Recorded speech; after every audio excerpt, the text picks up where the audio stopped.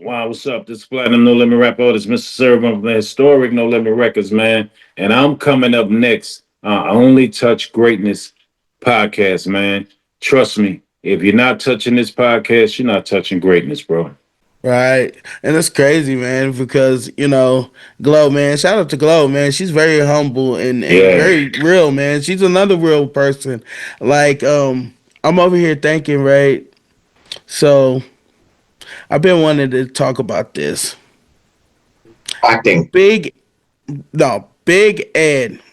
Just with you, Big Ed and Fiend, y'all always was and all y'all can tell every album had a feature from one of the members of the group. You know what I'm saying? Maybe 2 tracks, 3 tracks. How was that process at that time, just working on those albums? And what was P and y'all thinking at that around that time of doing that type of method? Okay. No Limit was an assembly line. I'm gonna explain to you how we did our albums. First of all, you had four producers basically. Well, five. Let's see, Carlos, Craig B, KL, Moby, and Odell. So what they would do is you had three rooms that we with studio equipment in. So I would go to your room first, knock out my song. I don't even get to hear it. Go to Moby room, knock out my song. Don't even get to hear it. Go to Odell room, knock out my song and get to hear it. Go to Carlos' house, knock out my song, don't get to hear it. Then come back around and go back to KL and just keep going around like that. And so what happened was like you had a choice of who you wanted on the song, and you would tell them, I want you on this, I want you on that. But what people didn't understand, and Snoop learned it when he first got there, you got paid for every time you was on a verse on somebody's album. So you got to think about this. If you was getting $2,000 every time you got on a verse, wouldn't you try to get on as many verses on say my album you can? So Right. Yeah. say you got on 3 songs, that's 6,000, Right. right? And Right. then Mia working on the album, you're on two more songs. You know what I'm saying? That's 10,000 now. And then C working on his song, you're on two more. That's what, 14,000. So all those albums coming out in a month. So that means you made $14,000 that month. Plus every 2 weeks we on payroll. But P was giving us money every 2 weeks just to stay away from New Orleans. Don't go out in New Orleans. Don't, because I used to get in trouble. I used to like going out and be in the streets. So he moved us all away from New Orleans. And so he got to the point where I would always sneak off and come down. And he was like, I'm going to make sure y'all stay here. And so that's how he did it. And that's how we did our albums. Because you had 2 weeks to turn in 28 songs or your album didn't come out. So you ain't have time to play. You was in the studio all day, every day. You know what Right. I'm saying? And so that's the way it was. We had a similar line. You go from one producer to the next. You didn't hear your stuff down till we got to California and mix and master it. Mm. Yeah. So he wouldn't give us our music to ride with. And, So we and put it out there.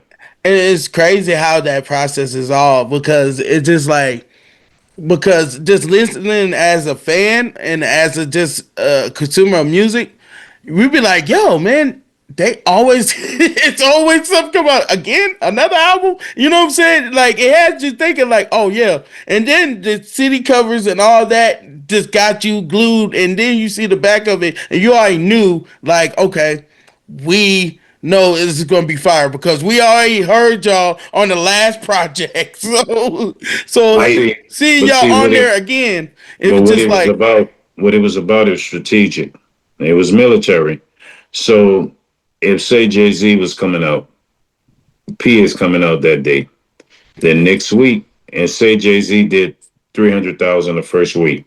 Most of the time in music back then, you either gonna go within half and sell 150 the next week, or you gonna go lower or whatever. That's how it really, how it was. So what we'd do is P come out with Jay Z, so that automatically takes some of his numbers. Then the second week, C Murder come out. Third week, Mia come out. So now it's three against one. So we gonna smother you. You would not breathe. So your sales is gonna be taken. So mm, we knew P knew when everybody was coming out, when they was coming out, what day they was coming out, and how they was coming out. And right, so we would smother you. You couldn't breathe. Just imagine if Wu Tang would have did that, put out a Wu Tang album, then every month, every couple of months, put out one of their artists. That's all we did, Yeah. and Yeah. we smothered the industry where you couldn't breathe. You might be fighting up here because you on Billboard and UNC Murder is neck and neck. Then the next week my album come out. Now you facing me and him. And then the next week Mia come out. Now you facing all three of us. Still come out. Now you facing four. So it's one your giant artist is one against four. And the Army will win every time. Mm. We will smother you and you're not gonna come out. Then we're gonna work harder than you. We're gonna go places you won't go. We'll come to Kansas City, where I know a lot of people we afraid to come to, but we're gonna come and we're gonna promote. And we're gonna do a show in the smaller venues in the hood.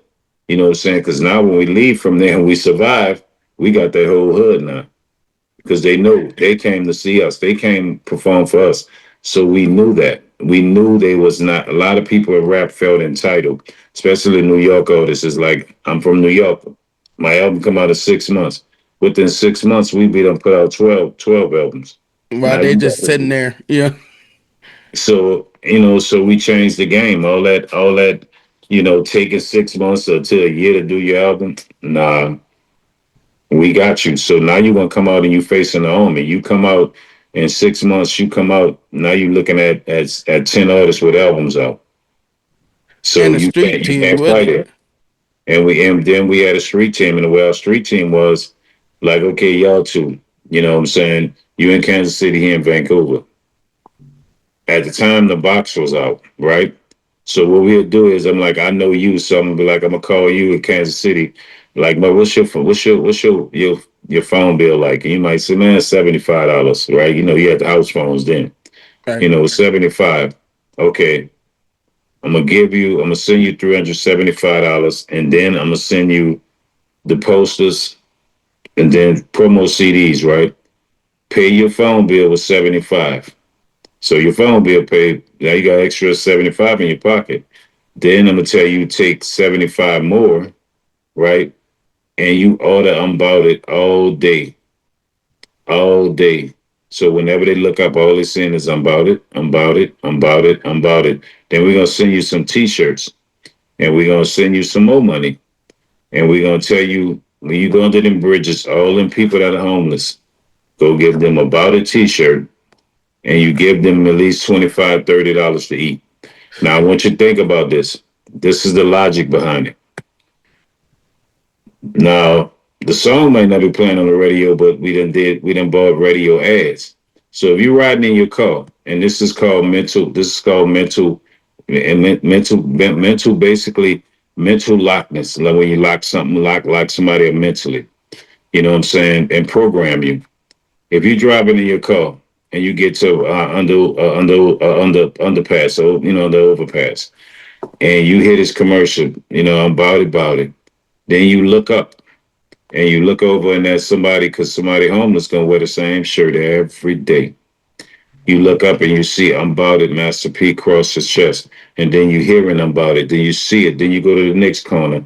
You see somebody else with about it on. Then you look at the bus stop. You see I'm about it on there. Then you look up at the billboard. You see I'm about it. You go in the record store. You see I'm about it. You hearing seeing it. So by the end of the day, what you Yeah. gonna do?